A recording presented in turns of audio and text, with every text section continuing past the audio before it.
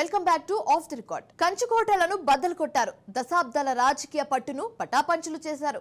Corporate స్టైల్లో politics చేసి విజయం సాధించారు. ఆమెతో పెట్టుకున్న వారంతా ఇప్పుడు సైలెంట్ అయిపోయారు. కానీ సొంత పార్టీ ఎమ్మెల్యేతో వైరం ఆమెను ఇప్పుడు చిరాకు పెట్టిస్తుందట. ఇంతకీ ఎవరా ఆ ఎమ్మెల్యే?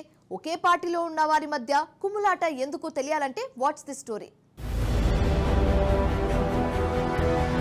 కడప ఎమ్మెల్యేగా విజయం సాధించిన మొదటి రోజు నుంచే దూసుకెళ్తున్నారు మాధవిరెడ్డి. ఎన్నికల హామీలను అమలు చేస్తూనే ప్రతిపక్షాల పరువును బజారుకీడుస్తున్నారు. దీంతో వైసీపీ నేతలు ఆమెతో పెట్టుకోవడమే మానేశారు.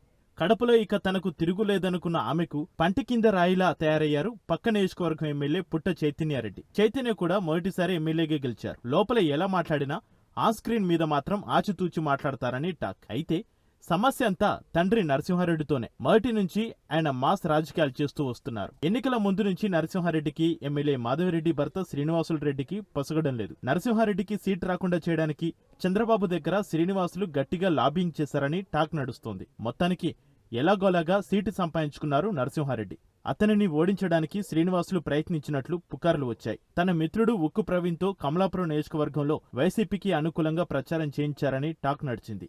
దీంతో నరసింహారెడ్డి శ్రీనివాస్కు మధ్య వైరం మరింత పెరిగింది.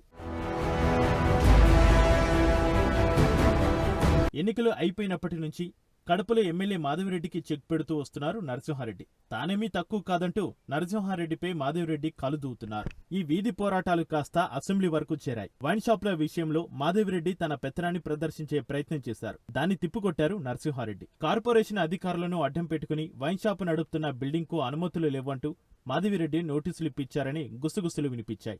దీంతో తన మాస్ పాలిటిక్స్ ను చూపించిన నరసింహారెడ్డి కార్పొరేషన్ అధికారులకు వార్నింగ్ ఇచ్చినట్టు ప్రచారం జరుగుతుంది. వైన్ షాప్ తో మొదలై అన్ని విషయాల్లో ఇద్దరి మధ్య ఫైట్ జరుగుతోంది. వీరిద్దరి ఆధిపత్య పోరులో కార్పొరేషన్ అధికారులు ఉక్కిరిబిక్కిరి అవుతున్నట్లు సమాచారం. నరసింహారెడ్డికి వైసీపీ కూడా మద్దతు తెలుపుతున్నట్లుగా తెలుస్తోంది.